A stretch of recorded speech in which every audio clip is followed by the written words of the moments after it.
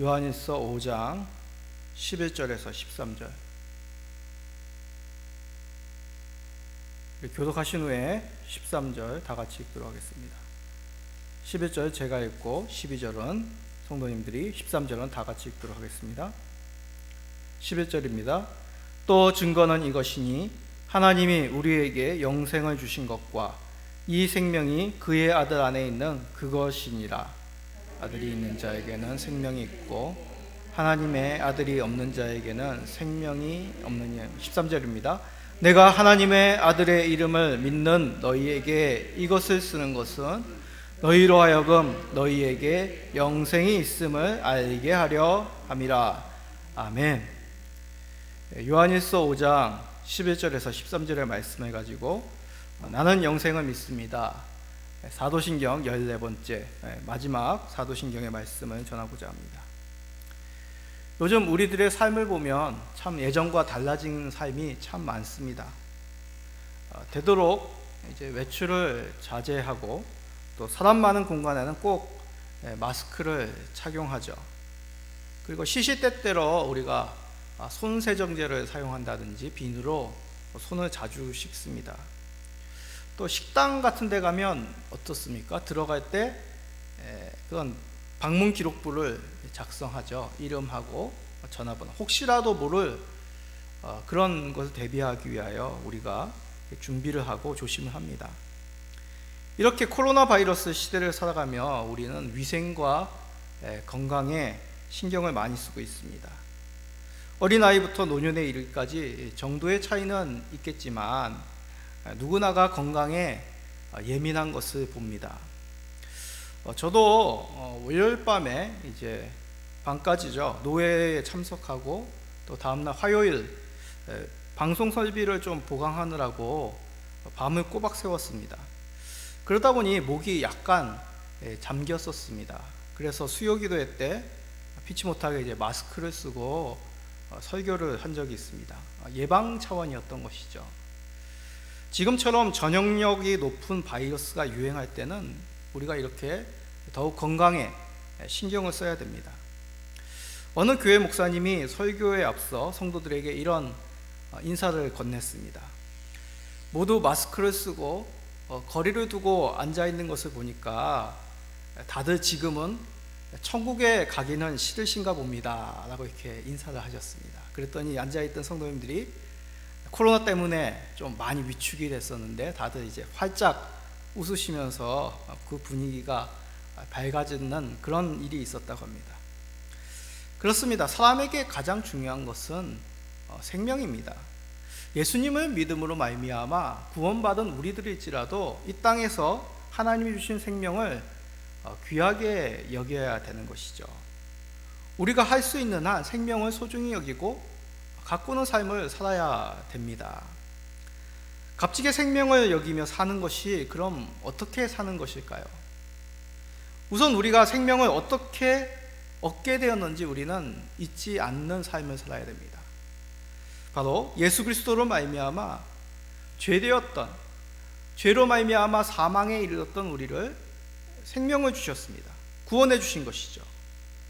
그런데 일반적인 생명이 아니라 성경에서는 영생을 주셨다라고 말씀합니다. 예수 그리스도의 믿음으로 말미암아 우리가 생명을 얻었는데 그 생명이 영생입니다.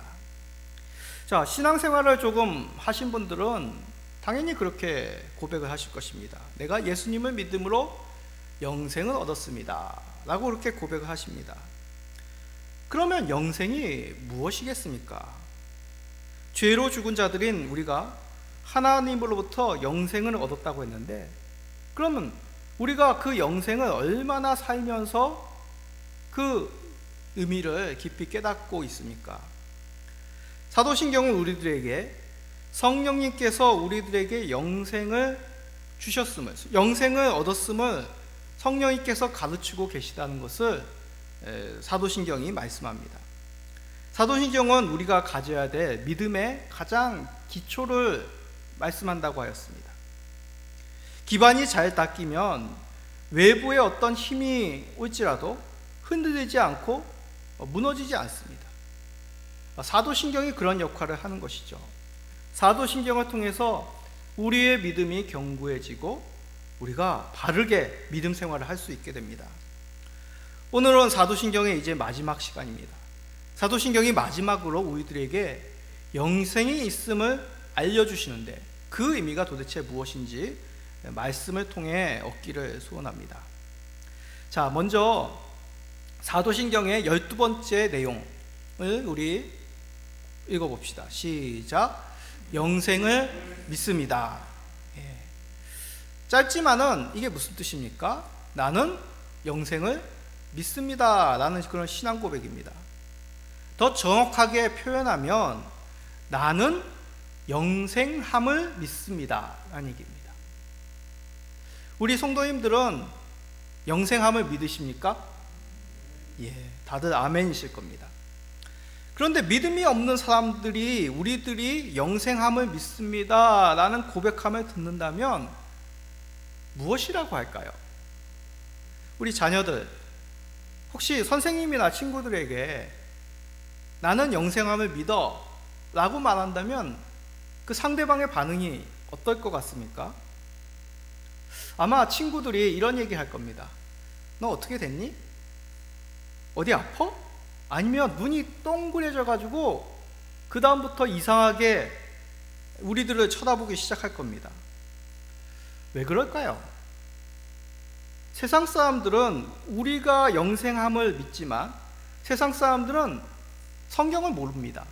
신앙이 없는 것이죠. 그렇기 때문에 영생을 좀 다르게 생각합니다.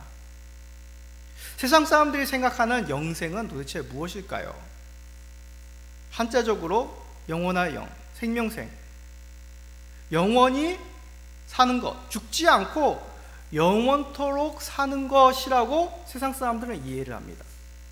그러니까 갑자기 우리가 나는 영생함을 믿어 라고 얘기하면 나는 죽지 않고 계속 살 거야, 그렇게 이해를 하니까 그들이 이상하게 생각하는 것이죠. 자, 성경에서 말하는 영생은 그런 의미가 아닙니다.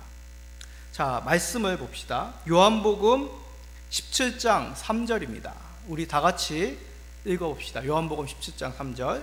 영생은 곧 유일하신 참 하나님과 그가 보내신 자 예수 그리스도를 아는 것이니이다. 아멘. 성경에서 말하는 영생이 무엇입니까? 곧 유일하신 참 하나님과 그가 보내신 자 예수 그리스도를 아는 것, 이것이 바로 영생이라고 말합니다. 요약하면 영생은 삼위일체 우리 하나님을 아는 것이다 라고 성경은 말씀합니다. 하나님을 아는 것 자체가 영생이라고 우리들에게 말씀하시는 것이죠. 자, 이 말씀의 의미를 알려면 성경에서 말하는 안다라는 그 의미를 알아야 됩니다. 성경에서 말하는 안다라는 것을 어떤 지식적으로 아는 것, 그 이상입니다. 나는 이 휴대폰을 알아, 이 마이크를 알아, 그렇게 얘기하면 무슨 뜻입니까? 이 마이크의 생김새가 어떻고 어느 목적으로 사용하는지 나는 알아, 그런 의미겠죠. 그런데 그런 지식적인 아는 것, 그것만이 아니라 더 깊은 의미를 성경에서는 안다라고 사용하는 것이죠. 서로에 대해서 인격적으로 알고 관심을 가지고 사랑하는 관계를 넘어서 경험적으로 하나가 되는 것, 이것이 바로 성경에서 얘기하는 안다라는 뜻입니다. 예를 들어 설명합니다. 류현진이라는 선수를 아시죠? 야구 선수입니다. 미국 메이저리그에 진출한 우리나라 야구 선수이죠. 내가 만약 어떤 누군가에게 나는 류현진 선수를 알아 라고 얘기하면 상대방은 아마 어떻게 아는데, 어느 정도 아는데 라고 질문할 겁니다. 그러면 나는 이렇게 대답할 겁니다. 나는 그냥 뉴스상에, 신문상에 이렇게 나오는 그런 내용들만 알고 있어. 사실 그렇습니다. 류현진 선수가 우리나라 프로야구 선수 출신이고 뭐 한화에서 뛰었고 왼손 투수이고 등등등. 야구를 좋아하고 관심이 있다면 더 유현진 선수에 대해서 지식적으로 자세하게 알고 있을 것입니다. 그런데 만약 상대방이 얼마나 아느냐라고 그렇게 질문했을 때, 내가 어렸을 적부터 유현진 선수를 잘 알고 있어, 개인적으로 알아, 친해, 형 동생 하는 사이야 라고 대답을 한다면 아마 상대방은 저를 좀 더 다르게 볼 겁니다. 그 이유는 그냥 유현진 선수를 멀리 신문지상에서 뉴스상으로만 아는 것이 아니라 약간의 지식을 넘어 개인적으로 서로를 알고 친분을 가지고 경험적으로 알고 있기 때문에 그렇습니다.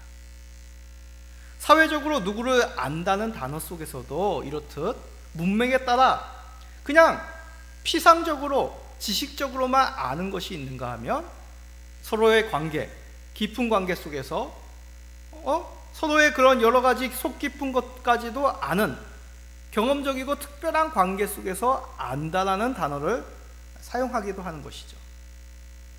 그렇습니다.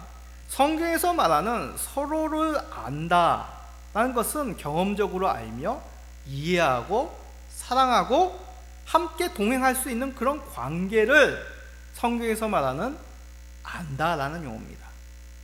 대표적으로 많이 사용하는 것이 이제 부부 관계죠. 부부가 함께 거함을 통하여 참으로 둘이 한 몸이 되는 경험적으로 이해하고 사랑하는 그런 관계가 맺어졌음을 이제 부부 사이 속에서 안다라는 의미로 사용하는 것입니다. 그런데 하나님께서 우리를 아시고 또한 하나님의 백성인 우리가 예수님을 아는 것, 이것이 바로 인격적으로 만나 이해하고 사랑하고 같이 함께 거하는 그런 아주 친밀한 관계가 맺어졌음을 성경에서는 안다라고 얘기한 것입니다. 그래서 요한복음 17장 3절에 예수 그리스도를 아는 것이란 것은 그냥 피상적으로 뭐 유현진 선수를 알듯이 뭐 예수님은 그 고향이 이스라엘이야, 나사렛 사람이라고 불렸어, 베들레헴에서 태어나셨어, 뭐 그런 지식적인 것만이 아니라 인격적으로 만나서 예수님을 사랑하고 또한 깊이 예수님을 닮고 순종하는 그런 둘이 하나가 되는 친밀한 관계 속에서 예수 그리스도를 아는 것이라고 성경은 말씀하고 있다는 것이죠. 그러기에 영생은 주 하나님과 우리가 인격적으로 친밀한 관계가 되어서 그 맺어지는 그 사이에 얻게 되는 생명, 그것이 바로 영생이라고 성경은 말씀합니다. 자, 성경에서 이를 잘 나타내는 사건이 있습니다. 바로 요한복음 4장에 나오는 예수님과 사마리아 여인, 그 사건 속에서 이 아는 의미가 잘 나옵니다. 이 사마리아 여인은 삶에 숨기고 싶은 것들이 참 많은 여인이었습니다. 그 여인은 6시쯤에 우물에 물을 길어 나왔다라고 이제 성경을 말하는데, 이 6시가 몇 시냐? 두 가지 관점이 있습니다. 유대 시간으로 보면 성경에서 얘기하는 그 숫자에 6을 더하면 됩니다. 그러면 6시면 6을 더하면 몇 시입니까? 12시, 정오가 되는 것이죠. 또 로마 시간으로 본다면 로마 시간은 우리와 같습니다. 오후 6시입니다.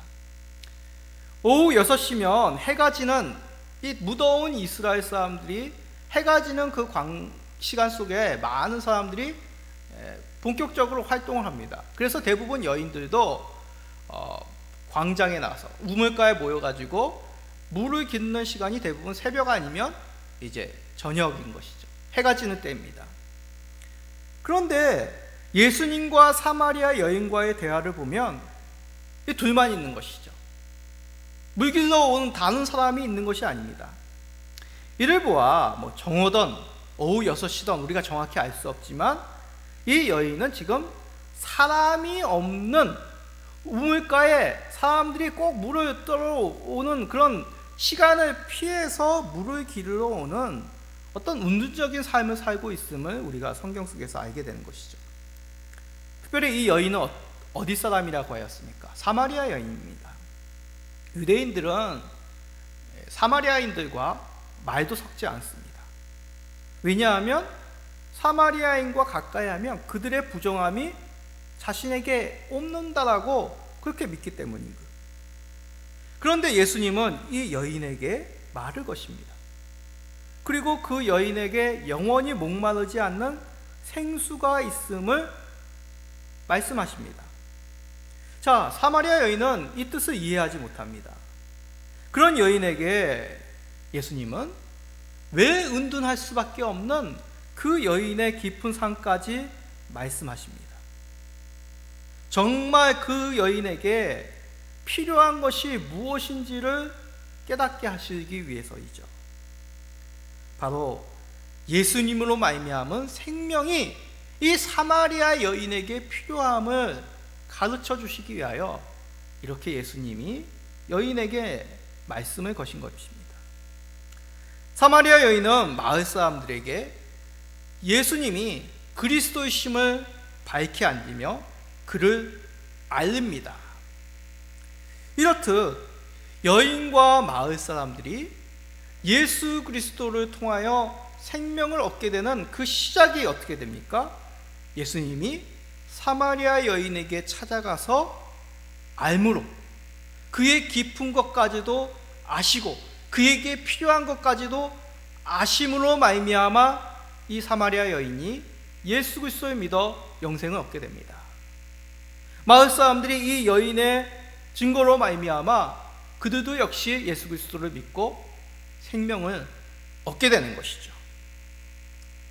안타깝게 여기시고 애정을 가지시고 조심스럽게 그 여인을 이해할 수 있도록 우물물과 그 여인의 상황을 들어 우리 예수 그리스도께서 자신을 알리셨습니다. 사마리아 여인은 예수님을 그리스도로 알게 되므로 그는 이제 생명을 얻는 영생함을 얻게 된 것이죠. 그냥 추상적으로 알았던 메시아가 아니라 예수 그리스도를 만남으로 경험적으로 그를 그리스도라 하나님의 아들이라 메시아라 고백하는 그 귀한 생명을 얻게 되었다는 것입니다. 요한복음 4장 42절이 이렇게 고백을 하고 있습니다. 그 여자에게 말하되 이제 우리가 믿는 것은 내 말로 인함이 아니니 이는 우리가 친히 듣고 그가 참으로 세상의 구주신 줄 알미라 하였더라. 아멘. 24절이 아니라 42절입니다. 뭐라고 얘기합니까? 마을 사람들이 이 사마리아 여인에게 말하기를 우리가 친히 예수 그리스도의 말씀을 듣고 참으로 세상의 구주신 줄을 알았다라는 것입니다. 그냥 피상적으로 그들의 조상들이 얘기하는 그 메시아 그런 지식적으로 예수님을 아는 것이 아니라 예수님이 하시는 말씀, 그가 하시는 그 놀라운 생명의 말씀을 듣고 그들이 경험적으로 알므로 생명을 얻게 된 것이죠. 예수 그리스도의 인격적으로 만남으로 우리도 역시 영생을 얻게 됩니다. 사도신경으로 우리에게 영생함을 믿음으로 고백할 때마다 우리에게는 이런 확신, 예수 그리스도를 알므로 말미암아 경험적으로 인격적으로 그리스도를 만남으로 말미암아 우리에게 영생함이 있음을 확인시켜 주는 것, 이것이 바로 사도신경의 마지막 내용이라는 것이죠. 이 자리에 계신 모든 성도님들, 주 하나님을 인격적으로 알고 사랑하고 함께함을 고백하시는 성도님들이 되시기를 축원드립니다. 자, 그러면 영생은 곧 삼위일체 하나님을 아는 것이라고 하였습니다. 인격적인 관계를 가지고 서로 사랑하는 관계, 하나님과 하나 되는 관계로 영생하게 된다, 영생을 얻게 된다고 하였습니다. 그럼 우리가 여기서 중요한 질문을 해야 됩니다. 우리 스스로에게 질문을 던지셔야 됩니다. 그럼 나는 영생함을 믿는가? 영생을 얻었는가? 라는 질문을 우리 스스로에게 해보셔야 됩니다. 우리 성도인들은 영생을 얻었습니까? 만약 아멘이라고 답하셨다면 앞에서 예화를 들었던 다른 사람에게 난 영생함을 믿어 라는 말보다 나는 지금 영생하고 있음을 믿어 라고 고백을 하셔야 됩니다. 다시 한번 말씀드립니다. 영생함을 믿어 라는 그 말 속에는 내가 지금 영생하고 있음을 믿는다는 뜻입니다. 지금의 의미죠. 왜입니까? 성경에서 말하는 영생은 오래 사는 그런 의미가 아니라 예수님을 믿느냐, 하나님을 사랑하고 인격적으로 그를 주로 고백하는 그런 경험적인 신앙이 있느냐의 문제입니다. 성경은 분명하게 예수님을 믿는 자에게는 이미 영생을 얻었다라고 그렇게 말씀합니다. 자, 요한복음 5장 24절입니다. 다 같이 크게 읽어봅시다. 시작. 내가 진실로 너희에게 이르노니 내 말을 듣고 또 나 보내신 이를 믿는 자는 영생을 얻었고 심판에 이르지 아니하나니 사망에서 생명으로 옮겼느니라. 아멘. 예수님 믿는 자는 영생을 어떻다고요? 얻을 것이다 아니라가 영생을 얻었고 라고 그렇게 말씀합니다.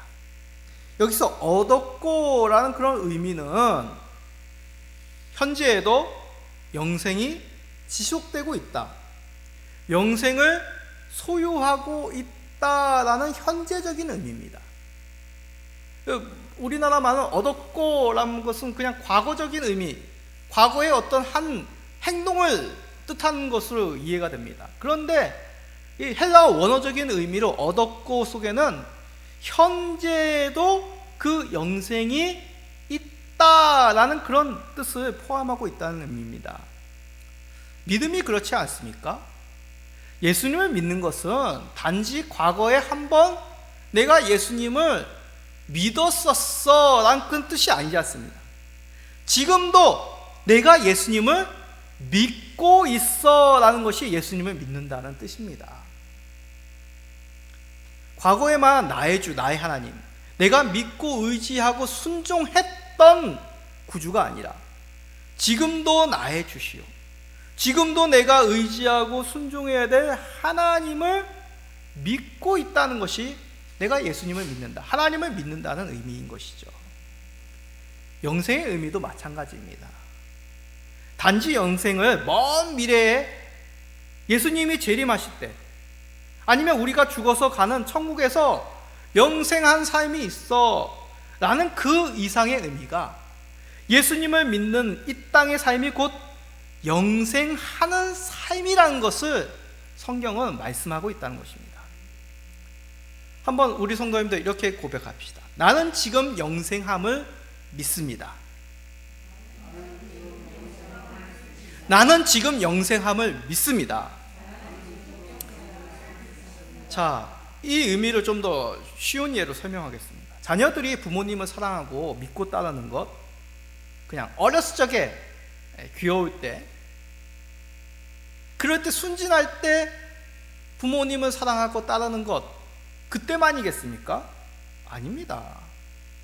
부모님들이 좋은 것 사주고 그냥 원하는 대로 다 해줬을 때, 그때만 우리 자녀들이 부모님을 사랑하고 순종하겠습니까? 아니죠. 부모님들이 나이가 들고 부모님들이 이제 병으로 말미암아 애정과 같은 기력이 없을 때에도 역시 우리는 부모님을 사랑하고 공경하는 그 마음은 변치 말아야 됩니다. 조금 의미를 달라지겠지만 나이 든 부모님에게 우리가 순종하는 것은 정말 우리가 하나님의 형상을 입은 자들로서 행해야 되는 것이죠. 마찬가지입니다. 그러기에 영생은 예수님을 믿는 지금 이미 얻었고 앞으로도 그 영생함을 누린다는 것을 성경은 말씀하고 있는 것이죠. 예전에 그냥 과거에만 머문 것이 아니라 지금과 장차 우리가 살고 있는 그 삶이 바로 영생의 삶임을 말씀하고 있다는 것입니다. 자, 요한일서 5장 11절은 우리에게 이렇게 증거합니다. 읽어봅시다. 시작. 또 증거는 이것이니 하나님이 우리에게 영생을 주신 것과 이 생명이 그의 아들 안에 있는 그것이니라. 아멘. 영생이 어디 있습니까? 예수님 안에 있습니다. 그의 아들 안에 있는 그것이 바로 영생입니다. 예수님을 삶의 주인으로 모신 성도는 예수님 안에 있는 영생을 소유하고 있습니다. 그 의미는 그냥 한 번 예전에 과거에 그 영생을 소유했다, 그것이 아니라 계속 앞으로도 예수 그리스도를 주인으로 내 삶 속에 모시었기에, 예수님을 사랑하기에, 예수님을 닮아가고 순종하기에 우리는 영생을 누리고 있음을 이 말씀은 증거하고 있는 것이죠. 그러기에 지금 우리는 예수님을 닮아가며 순종하기에 힘써야 됩니다. 예수님을 알아가기에 힘써야 됩니다. 예수님을 아는 것이 단지 과거의 한 번이 아니라 지금도 계속해야 될 우리들의 삶인 것이죠. 그러기에 우리 안에도 영생을 계속 소유하고 있음을 우리는 깨닫게 됩니다. 그럼 우리가 이 땅에서 숨이 다하여 육체가 죽었을 때는 어떻게 되겠습니까? 지난 시간 말씀드렸듯이 죽은 우리의 죄된 본성, 죽음으로 말미암아 그 썩을 육체는 이제 새로운 육체로 변화되기 위한 그 시작이 바로 죽음이라 하였습니다. 죽음으로 우리의 죄된 본성의 육체는 땅에 묻히고 이제 잠들었지만 우리의 영은 어떻게 됩니까? 몸과 분리되어 주님 앞에, 심판대 앞에 서게 되는 것이죠. 믿는 자는 주의 품에 거하게 되고 믿지 않는 자들은 영원 불못 떨어지게 됩니다.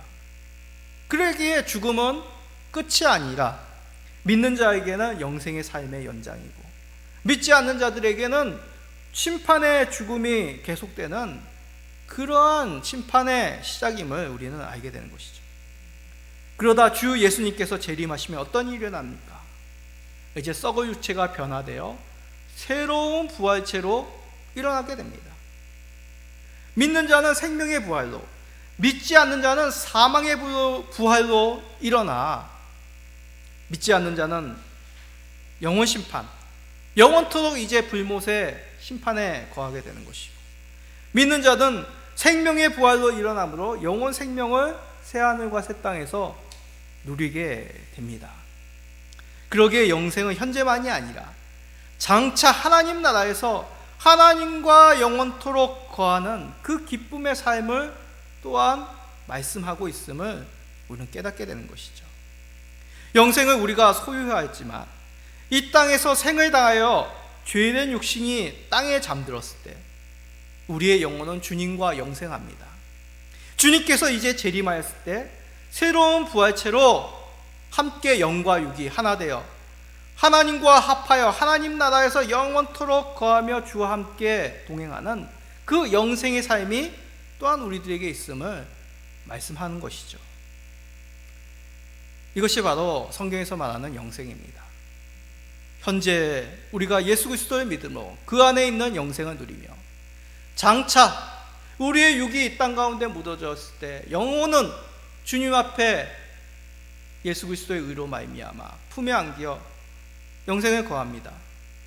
이제 주님이 재림하시어 우리의 영과 육이 이제 새롭게 부활체로 일어났을 때 주님의 나라에서 영원토록 함께 거하는 기쁨의 삶이 주어집니다. 이것을 확신하고 장차 완전한 영생을 소망하시는 우리 모든 성도님들이 되시기를 간절히 축원드립니다. 자, 그럼 마지막으로 구체적으로 영생의 삶이란 어떤 것일까요? 우리가 예수님을 믿고 있는데 예수님으로 말미암아 영생의 삶을 우리가 살고 있다고 말씀하였는데 그럼 구체적으로 그 모습이 무엇이겠습니까? 요한일서 3장 14절 15절은 이렇게 우리들에게 가르치십니다. 이거 봅시다. 시작. 우리는 형제를 사랑함으로 사망에서 옮겨 생명으로 들어간 줄을 알거니와 사랑하지 아니하는 자는 사망에 머물러 있느니라. 그 형제를 미워하는 자마다 살인하는 자니 살인하는 자마다 영생이 그 속에 거하지 아니하는 것을 너희가 아는 바라. 아멘. 생명이 거하지 않는 자는 어떤 사람이라고 말씀했습니까? 형제를 사랑하지 않는 자들. 형제를 미워하는 사람마다 생명이 그 속에 들어간 줄을 모르게 됩니다. 그 생명이, 영생이 그 속에 거하지 않는 것이죠. 반대로 생명에 들어간 사람들은 어떤 사람입니까? 형제를 사랑함으로 이것을 알 수 있다라고 말씀합니다. 무슨 뜻입니까? 예수님 사랑 안에 거하는 사람들은 그 사랑 속에서 지체를 사랑하는 사람, 그 사람이 바로 예수님 사랑 안에 거하는 사람이요, 예수님 안에 있는 영생을 누리는 사람이다라고 말씀합니다. 예수님 사랑으로 우리는 이제 하나님과 화목되었습니다. 죄로 인해 원수되었고 사망에 이를 수밖에 없었던 우리들이 예수 그리스도의 십자가의 구속으로 하나님 나라에 들어가는 의롭다 칭함을 받는 은혜를 얻게 되었죠. 그러니 생명 얻은 자답게 예수님의 사랑으로 사는 것이 지극히 당연한 것입니다. 사랑과의 관계도 그렇지 않습니까? 애정이 없으면 서먹해지고 피상적이 됩니다. 피를 나눈 자녀들의 관계도 마찬가지죠. 부부의 관계는 어떻습니까? 둘이 한 몸이 됐을지라도 서로에 대한 사랑이 식으면 정말 피상적인 어떤 관계가 되는 것이죠. 사랑이 있어야만 더욱 가까워질 수 있으며 깊은 것까지도 하나가 될 수 있는 것이 세상 사람들의 그런 생각입니다.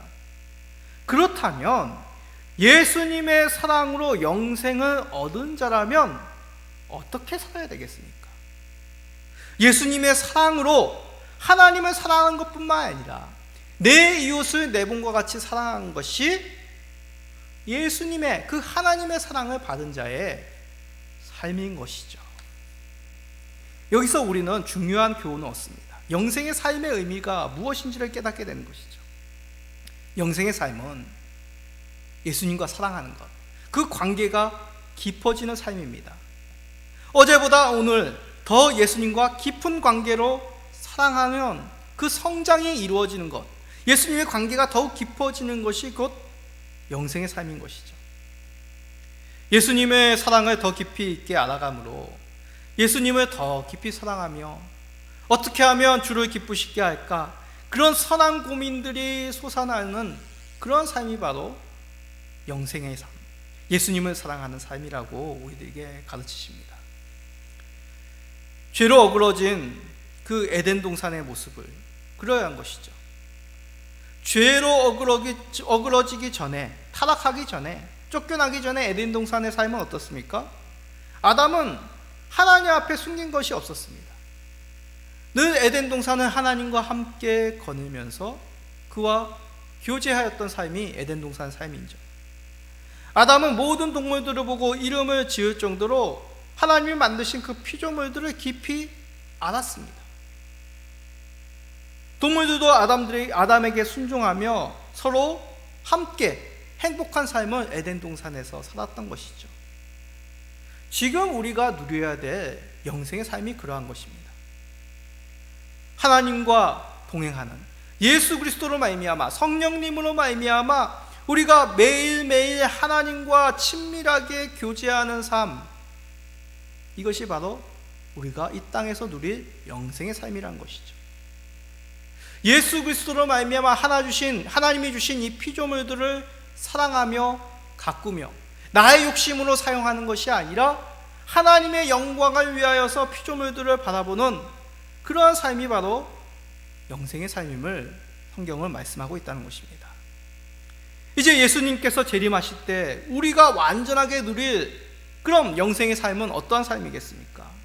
요한계시록 22장 2절은 우리들에게 최종적으로 얻게 되는 영생의 삶이 무엇인지 말씀합니다. 읽어봅시다. 시작. 길 가운데로 흐르더라. 강 좌우에 생명나무가 있어 12가지 열매를 맺되 달마다 그 열매를 맺고 그 나무 잎사귀들은 만국을 치료하기 위하여 있더라. 아멘. 이 말씀은 요한계시록에 있는 새하늘과 새 땅, 새 예루살렘의 모습인데, 이 모습을 보면 떠오르는 곳이 있습니다. 바로 에덴 동산의 모습이죠. 에덴 동산 중앙에 있었던 그 선악을 알게 하는 나무, 그리고 그 옆에 생명의 나무가 있었습니다. 이제 새하늘과 새 땅, 새 예루살렘에는 이 길 가운데로 강이 있는데, 그 강 좌우에 생명나무가 있습니다. 그 나무의 열매가 바로 만국을 치료하는 생명의 열매라고 우리들에게 말씀합니다. 이 뜻은 무엇입니까? 이거는 예수 그리스도의 생명 되심, 예수 그리스도의 생수의 강 되심을 이런 형상을 통하여 요한에게 보여주신 것이죠. 광 좌우에 있는 생명나무의 열매, 바로 예수 그리스도 안에 있는 생명을 뜻합니다. 예수 그리스도 안에 있는 그 생명으로 말미암아 만물이 소성케 되는 그 놀라운 은혜가 새하늘과 새 땅, 새 예루살렘 성에 약속되었음을 우리들에게 말씀합니다. 사망이나 고통이나 눈물이 없는 예수 그리스도 말미암아 생명만이 있는 그 아름다운 새 예루살렘을 우리들에게 보여주고 계신 것이죠. 그 나라는, 새 예루살렘 성은 오로지 기쁨과 영광, 주님께 드려질 그 영광의 찬양만이 있음을 우리가 보게 됩니다. 자, 이 말씀을 들으면 이제 주님 부르실 날이 좀 우리보다 좀 더 가까우신 분들은 참 은혜가 되겠지만, 현실 속에서 막 땀을 흘리고 세상에 부딪히며 살아가는 젊은 사람들의 입장에 보면 참 꿈같은 얘기처럼 들려집니다.